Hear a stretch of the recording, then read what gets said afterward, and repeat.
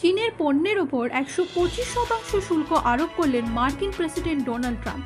তার লক্ষ্য স্পষ্ট, আর্থিক অবরোধের মাধ্যমে বেইজিংয়ের পিপলস লিবারেশন আর্মি বা পিএল এর সামরিক সক্ষমতা খর্ব করা। শুল্ক যুদ্ধের জেরে ক্রমশ ঘনীভূত হচ্ছে চীন মার্কিন দ্বন্দ্ব। যুক্তরাষ্ট্রের এই পদক্ষেপের পাল্টা হিসেবে আগ্রাসী ভঙ্গিতে প্রতিক্রিয়া জানিয়েছে বেইজিং, হুঁশিয়ারি দিয়েছে তারা শেষ দেখে ছাড়বে।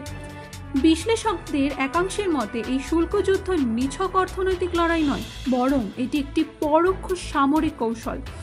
ট্রাম্প চান চীনের অর্থনীতিকে চাপে ফেলে তাদের সেনাবাহিনীর সক্ষমতাকে দুর্বল করে দিতে।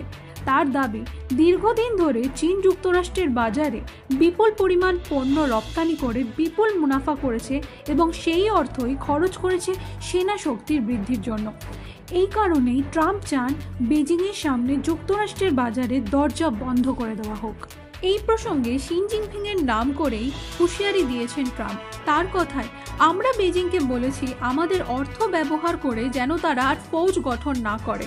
প্রেসিডেন্ট শিকে সরাসরি বলেছি, যদি চীন আমাদের কথা না শোনে তবে আমাদের কাছে বিকল্প পথ রয়েছে। প্রতিরক্ষা বিশ্লেষকদের মতে স্থল, জল ও আকাশপথে চীন এখন আমেরিকাকে কার্যত সমানে টক্কর দিচ্ছে। গ্লোবাল ফায়ার পাওয়ার ইন্ডেক্সের 2025 সালের সমীক্ষা অনুযায়ী সামরিক শক্তিতে আমেরিকা প্রথম, রাশিয়া দ্বিতীয় এবং চীন তৃতীয় স্থানে রয়েছে। হোয়াইট হাউসে ইসরায়েলি প্রধানমন্ত্রীর পাশে বসে ট্রাম্প বলেন, চীন প্রতি বছর 50 থেকে 60 হাজার কোটি ডলার ব্যবসা করে আমেরিকা থেকে নিজের দেশে নিয়ে যাচ্ছে এবং সেই টাকাই খরচ করছে সেনাবাহিনী গড়তে। এটা কখনোই মেনে নেওয়া যায় না। গ্লোবাল ফায়ার পাওয়ারের তথ্য অনুযায়ী 2025 থেকে 26 অর্থবর্ষে প্রতিরক্ষা খাতে 1.39 লক্ষ কোটি টাকা বরাদ্দ করেছে আমেরিকা। বর্তমানে তাদের রয়েছে 21,27,500 সৈনিক এবং অন্তত 100টি বিদেশি সেনাঘাঁটি, যেখান থেকে বিশ্বের যে কোনো প্রান্তে সামরিক অভিযান চালাতে পারে ওয়াশিংটন। পরমাণু অস্ত্র ভাণ্ডারে তাদের রয়েছে 3,500-এর বেশি আণবিক অস্ত্র, যা রাশিয়ার পরেই দ্বিতীয় সর্বাধিক।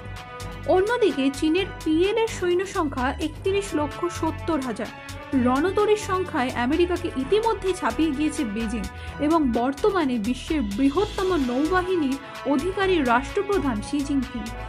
সব মিলিয়ে বিশ্ব রাজনীতির মঞ্চে অর্থনৈতিক ও প্রতিরক্ষাকে সামনে রেখে আমেরিকা ও চীনের এই সংঘাত আগামী দিনে আরও তীব্র হতে পারে, এমনই আশঙ্কা করছেন বিশ্লেষকেরা।